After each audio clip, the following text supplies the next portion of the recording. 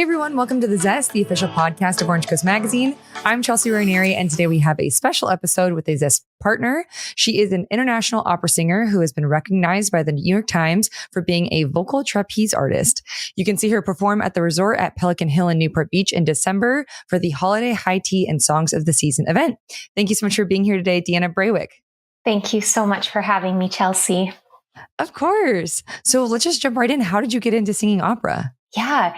So, I started off playing classical harp. And so that was really my way into classical music. And when I started dabbling with the vocal repertoire, I discovered just the exciting challenge of it, that it really expands to the entirety of the human vocal range, that we're working in different languages, that there's this wonderful aspect of storytelling. And so that was what really drew me in. And as I went deeper into it, of course, now we get on, we get into the costumes and great sets and theaters around the world. So it's a very exciting path, not without its challenges, but certainly never boring. Definitely. And can you share a bit about what it's like being an international opera singer? Yeah. So that means that I not only am performing and freelancing here in the States, but also abroad, particularly in Europe. Oh, wow. I was just recently in Monte Carlo. And so the audience there is really active, and they're doing a lot of theater and opera there. So it's exciting to hop over the pond and to be a part of that scene as well. Yeah, what a cool job. And do you speak the languages that you're singing, or do you kind of just know how to make it sound like it? I do. I speak German. Oh, wow. Yeah. And I speak some Italian too, but I'm a little rusty. And in our training as opera singers, in the American conservatory system, we really hone in on phonetics, on learning the basics of these languages. And we learn an international phonetic alphabet. And we are trained to be able to look at, these main languages of opera and to pronounce them and sound like an authentic speaker.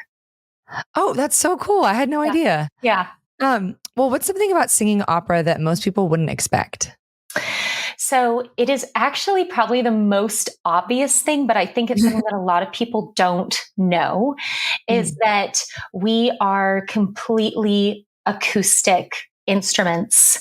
We don't use any amplification. So even if we're singing for a theater of 4,000 seats, we are using the natural amplification of our bodies and the resonating chambers in our faces and our heads and our chests. And so when you go to the opera, or you hear an opera singer, you're not hearing them filtered through an amplification system. You are getting the authentic, true, raw vibrations from these vocal cords coming right at you. And I think that's really special in a day and age where we experience so much music through our phones and through speakers, that this art form really taps into something that is so organic and raw. Yeah, I did not know that. I thought that you guys use microphones. Yeah, no, it's all natural acoustics. And that's why we train for so long, is because we learn how to use our bodies as our resonators. Well, speaking of training, how do you prepare for a performance? Yeah, so there's many layers to this. So if you're working with an opera or a repertoire in a different language, first of all, you're going to translate that so that you always know exactly what you're singing and what you're communicating. So we start with the text. I would translate that, and then I may do some research around the piece if I don't know that much about it, and maybe learn about, the historical context of it and the meaning of the story for that time. And then I get into the singing, and it's kind of building blocks. You work the repertoire into your voice, and the voice is very much like, if you're training your muscles for a marathon or some athletic event, you have to slowly and methodically and strategically train these things into your instrument. Right. So then I'll work on the vocal aspect, and then it's really kind of bringing it all together with the text and the story and the vocal part of it. And then we also get into the musicality and the style. So you really work in the layers, and in the end, it's always very satisfying to have that finished product. Yeah, I love that you go into the history of a piece. That's so interesting.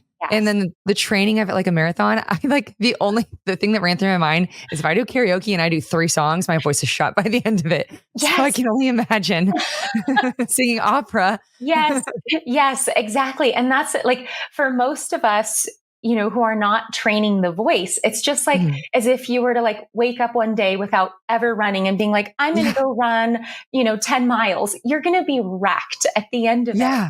And it's the same thing with the voice. So for any of us, even those of us who are not singing opera or regularly doing voice lessons or whatever, there's always room for us to be able just to learn how to use our voices better so that you Mm. can go to karaoke and sing those Right. songs and still be able to talk at the end of the night. Do you enjoy karaoke or is that like you're like, this is work for me. I don't even want to do it? That's a good question. I actually find that karaoke makes me nervous. Really? No Yeah, way. of all things. I mean, and I've sung, on stages for thousands. I've done live streams for thousands all around the world. But Yeah. karaoke, for some reason, it just like always makes me nervous. Yeah. Oh, that's really endearing. I love that. Um, so how did you get connected with Pelican Hill? Yeah. So this was through the Pacific Vocal Series, a nonprofit run by Jay Caldwell. Mhm. And I've worked with Jay over the years and began to do some performances in Laguna and in the Orange County area. And last year was the first time where I went and I performed at Pelican Hill. And it's just been a wonderful experience overall. Like the resort has such wonderful hospitality and they take such good care of us as artists. And so we feel like we're able to like really bring our best. And then also we have these gorgeous spaces in which to sing, whether it's in the gorgeous Yeah. little fireside room or what we recently did down in the Coliseum and singing over and actually in the pool. And so it's really a treat to be able just to enjoy, these beautiful spaces and also the very, very warm audience that Yeah. Pelican Hill draws. Tell me about that pool that the singing in the pool that you did. So I saw the like promo that they had and you literally laid on the water Yeah. for listeners who don't know. Can you kind of talk about what that was like and what the event actually was for too? Yeah. So it was opera at the Coliseum and there were 400 people there, Oh, all wow. seated around the Coliseum. And then us as the singers, there were 4 of us singers and a pianist. We performed around the pool and in the pool. And the concept was first, inspired by Jay with Pacific Vocal Series. And he was looking at this space and thinking, I think this could work like as an acoustic space. And this goes back to when I was sharing that, we don't use any amplification. So we're looking at this and thinking, this could actually be a really great concert hall, an outdoor concert hall.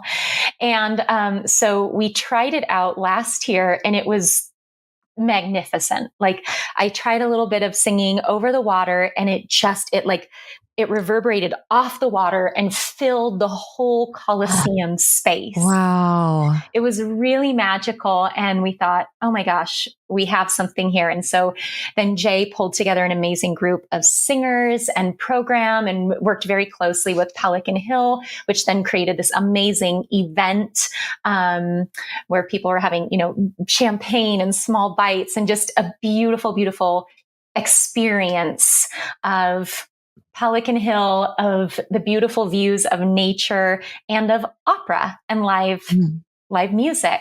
So yeah, it was really special. It was the first time I've ever sung in the water, which was definitely something to figure out. Yeah. And I loved it because it felt playful. I felt, like even just like running through my hands through the water while I was singing and moving around kind of mimicked the coordination I have in my body as a singer with my support system. And so it felt very like integrated, and it was cool. The response in the opera community was so fun because nobody in our industry had seen something like this before, and they were absolutely freaking out with all, the social media stuff, and everybody's like, I need to do a concert in a pool. Oh, cool. Was it was it challenging laying down and like kind of trying to keep yourself afloat while also singing? Yes, it was. And it's funny because the first time I tried it, it was like a bust because I thought, No way. oh, I can, and this was luckily in rehearsal. Yeah. I thought, oh, I'll just like kind of lay back and then sing. The struggle was that I had kind of no grounding anywhere kind of in my feet, or I was just floating. So it was hard for me to connect to my body.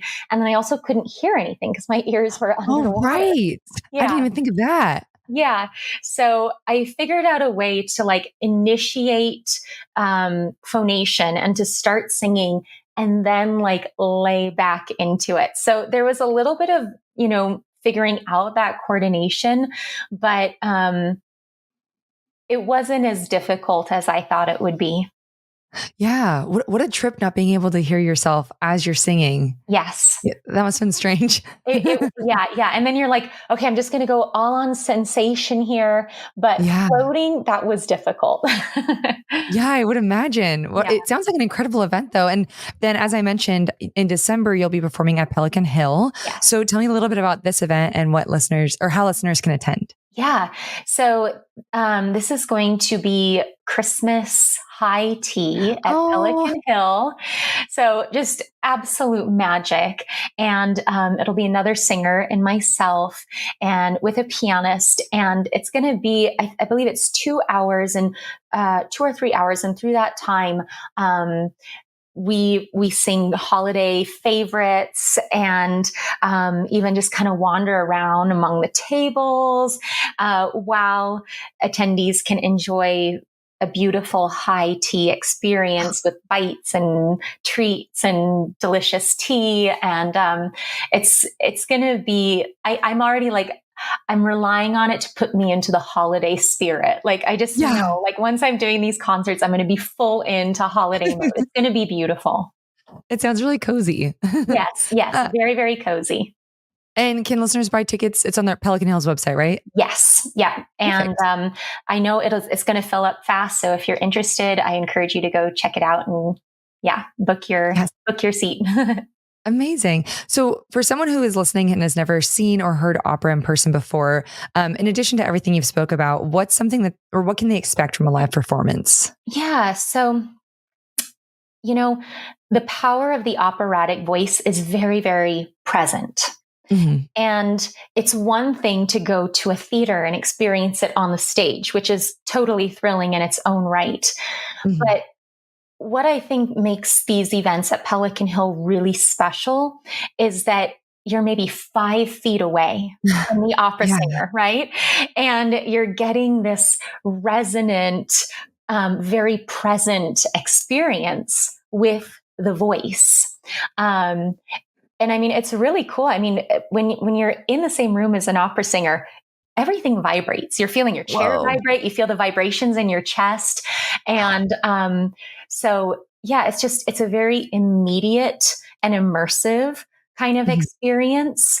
And these kind of setups that are so intimate are actually quite rare. We're usually on the stage. We're usually in a theater. So these intimate spaces I find are really special for us as the performers to be able to have that connection with the audience. And then also for the audience members to experience the voice in that way. Yeah. Feeling the vibrations in your chest. I can't imagine. That sounds so amazing. Yeah. It's almost like, some like vibrational therapy or something. Yeah. Oh my God. Literally. Yeah. This is probably a dumb question, but can you actually break a glass with your voice? Is that a real thing or is that a myth? It's actually not that I know of. And I can sing pretty high, and I have some friends that can sing even higher than me. And no one has ever, to my knowledge, broken a glass. I think all of us have tried. Yeah. Yeah. Right. I would. Yeah. Yeah. But I imagine it would have to be like such a high Yeah. frequency that I'm not sure that the human voice can even really get up there. I don't totally Right. understand the whole like science of that, but Yeah. I I wonder haven't where done that came from. it. That's so funny then. Yeah. Well, we're coming to the end of our time, but before I let you go, I have three final questions for you that we call the Thoughtful Three. So, first up, what is a moment in your career that you're most proud of? Yeah.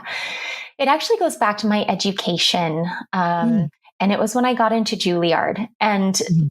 the reason that was so significant is that was really my dream, you know? Yeah. And I did my undergrad somewhere else, and I initially did not get into Juilliard. And so it was the second time I was applying, but also you can only apply for Juilliard twice. So if you don't get in the Oh, second really? time, that's it. So I knew it was like my one opportunity. And it was really just it was that combination of putting so much work into it and then also channeling all of my intention and energy to getting into this to achieving this dream really. And I remember every time I would walk by Juilliard, which was frequent because I was at this other school in New York City, as I would Mhm. look up at Juilliard and I had this mantra and I would say, Juilliard is mine in 2009.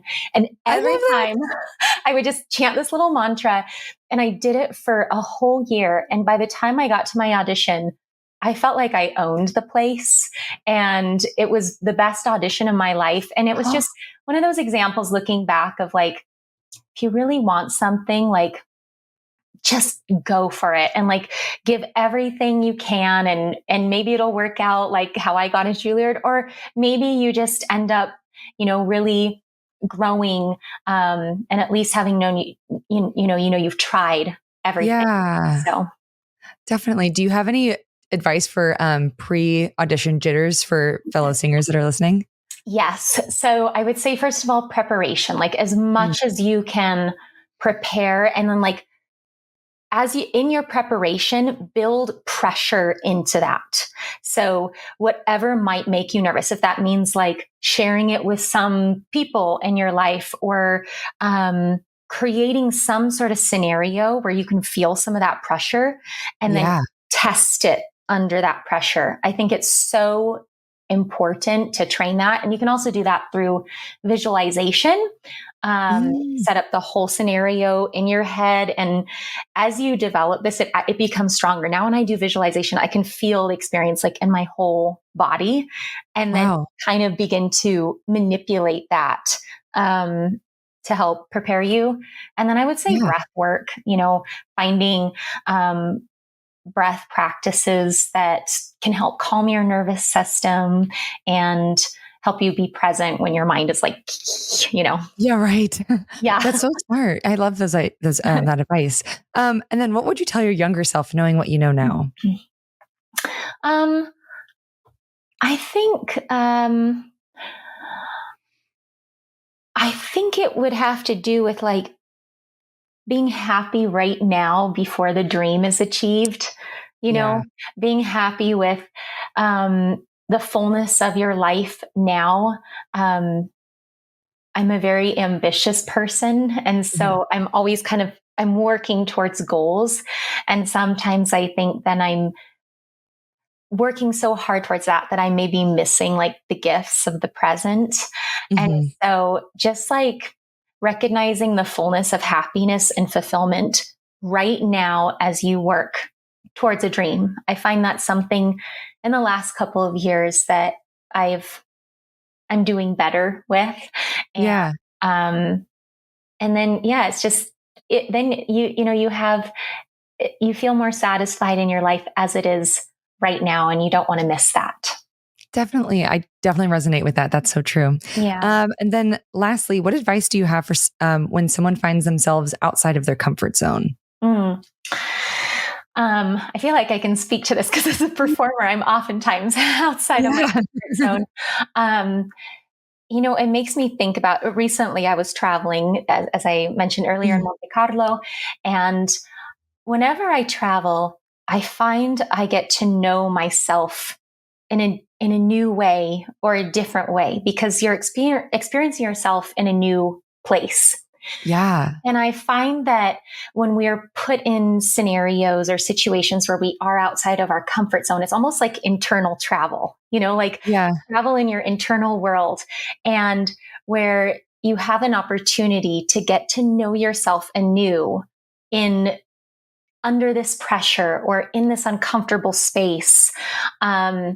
And so I think it's a great, if you can bear it. And I know sometimes you got to kind of dip into it or come out of it and, pace yourself. But I think it can be such a wonderful tool for self-discovery and growth, and to see how you show up in this space that is not your normal comfort or routine, or has your systems, or has, the safety you've built into it.